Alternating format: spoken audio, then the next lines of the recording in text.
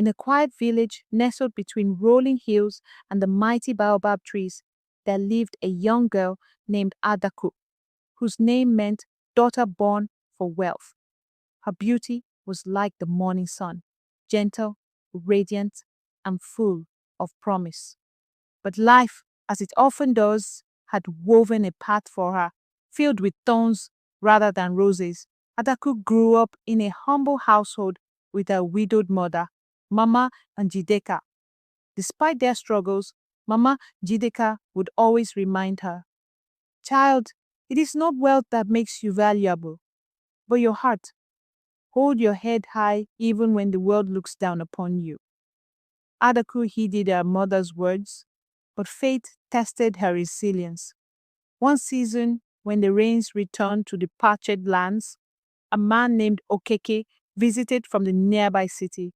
He was charming, with the confidence of someone who had seen faraway places. Okeke spoke sweet words to Adaku, words that made her heart dance like fireflies on a moonlit night. Promises were whispered, dreams were painted. But Okeke's love was like the wind, present one moment and gone the next. When Adaku became pregnant, he vanished, leaving only the echoes of his lies. The village erupted in gossip. "Did you hear? Adaku has brought shame to her mother's house. A child out of wedlock. Who will ever marry her now?" Even friends turned their backs, and neighbors avoided her as if she carried a curse. The girl who once turned heads for her beauty now drew eyes filled with judgment. Mama Njideka, though heartbroken, stood firm beside her daughter. She would say, "A child is never a curse, Adaku. It is a blessing, even when wrapped in shame." When Adaku gave birth to a baby boy, whom she named Chibuzo, meaning God is the way, she faced even greater hardships. She worked long hours, carrying firewood to the market and fetching water for families who would barely look her in the eye. One Harmattan season, when the winds blew dust across the land, a wealthy merchant named Obina came to the village. Obina was known far and wide, not only for his riches, but for his sharp wit and wisdom. He had traveled to many lands, seeking goods and stories. Upon entering the market square, Obina noticed something unusual. A young woman carrying a bundle of firewood on her head and a sleeping child tied to her back. Her feet were cracked, her clothes simple, but her eyes shone with a quiet strength. "Who is she?" Obina asked an elder trader. The man scoffed. "That is Adaku, the girl who bore a child out of wedlock, a wasted beauty." Obina frowned but said nothing. Instead, he watched Adaku closely, observing the way she moved with dignity despite the whispers around her. Each day, whispers followed her like shadows. She ruined her life. No man will look her way now.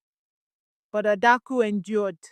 She poured her love into her son, holding on to the hope that one day the world would see her worth. Later that evening, Obina sent his servant to summon Adaku to his guest house. When Adaku heard of the summons, her heart raced with fear. Why would a rich man like Obina call for me? Has he come to mock me too? Mama Njideka encouraged her. "Go, my daughter. Sometimes answers come when we least expect them." With trembling hands, Adaku walked to Obina's house under the watchful eyes of the villagers. When Adaku entered Obina's grand guest house, she was struck by its beauty, ornate carvings on the walls, lamps that glowed like tiny suns, and the smell of roasted meat in the air. A man dressed in flowing robes sat on a wooden throne, his sharp eyes studying her. It was Obina. "Come forward," he said gently. Adaku stepped closer, holding her breath. Chibuzo, tied to her back, stirred lightly in his sleep. Obina motioned to a servant who brought a chair for her. "Sit," Obina said. Adaku hesitated. No one of your wealth has ever offered me kindness. What does this mean? She thought. But with no other choice, she sat, her heart pounding like the village drums. Obina's eyes softened. I heard the stories they tell about you, Adaku. Do you believe them? Adaku looked up, surprised. Stories are not always the truth, my lord, she said firmly, and I am more than their words. Obina smiled faintly. I see you are wise. Tell me, how do you endure such hardship with so much grace? Adaku lowered her eyes. Because I have my son, Chibuzo.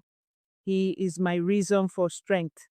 A child is not a curse, no matter what people say. For a long time, Obina said nothing. Then he asked quietly, what if I told you I once knew shame too? Adaku's eyes widened.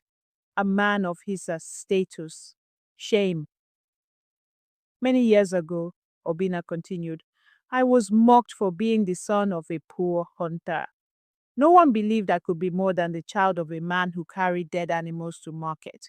But I worked, I learned, I endured, and now I am the man you see before you. Adaku stared at him, absorbing his words. I have traveled far and wide, Adaku, and I have learned that the world judges too quickly. The strongest people are those who rise from shame without letting it break them.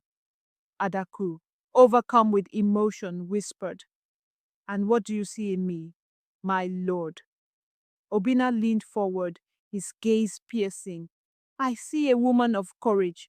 I see a mother who refused to give up.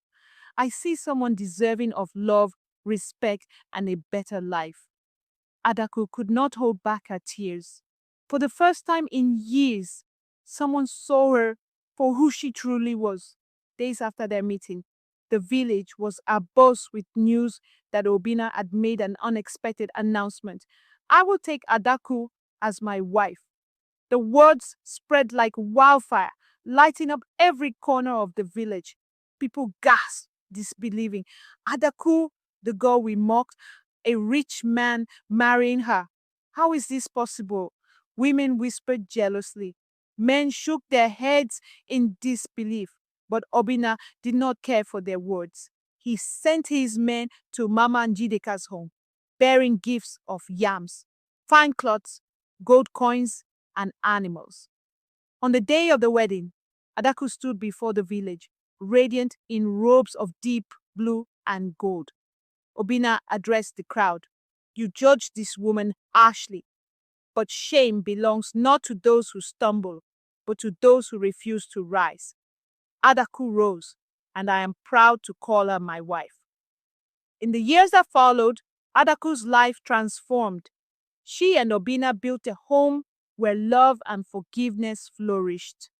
Adaku became a symbol of hope, reminding everyone, we all stumble. What matters is how we rise.